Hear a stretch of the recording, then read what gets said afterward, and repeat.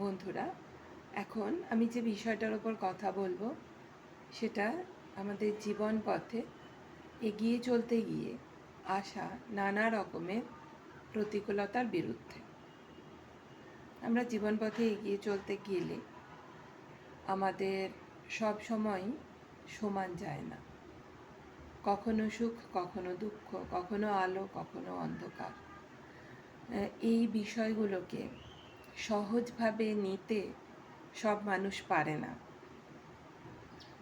সেই জন্যই অনেকে জীবনের লড়াইটাই থামিয়ে দেয়, কিন্তু তারা অত্যন্ত ভুল করে।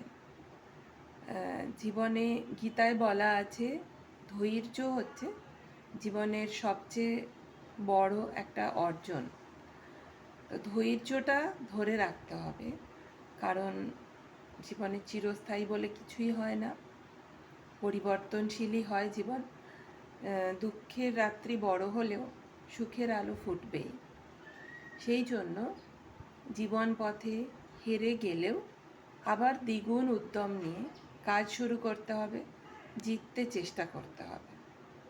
আমরা বাহ্যিকভাবে যদি হেরে যাই, বাহ্যিকভাবে যদি খারাপ থাকি, অন্তরের মধ্যে সেই খারাপ থাকা, সেই দুঃখ বা সেই হেরে যাওয়াকে যেন ঠাঁই না দিই।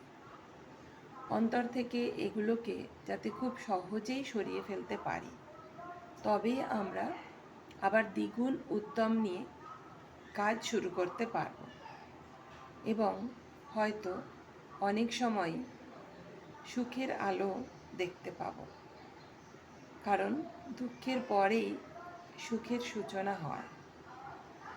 বিভিন্ন মানুষের জীবন পর্যবেক্ষণ করলে কিংবা তাদের জীবনী পড়লে দেখতে পাওয়া যায় যে অনেক অনেক বিখ্যাত মানুষের জীবনেও আলোর নিচে আঁধার আছে, কিন্তু তারা হেরে যাননি, তারা থেমে যাননি, তারা এগিয়ে গেছেন। ওই আঁধারকে উপেক্ষা করে তারা এগিয়ে গেছেন, কষ্টকে উপেক্ষা করেও আলোর সন্ধানে তারা এগিয়ে গেছেন। এবং এই যে এগিয়ে যাওয়া, এটাকেই জীবনের গতি বলা যেতে পারে।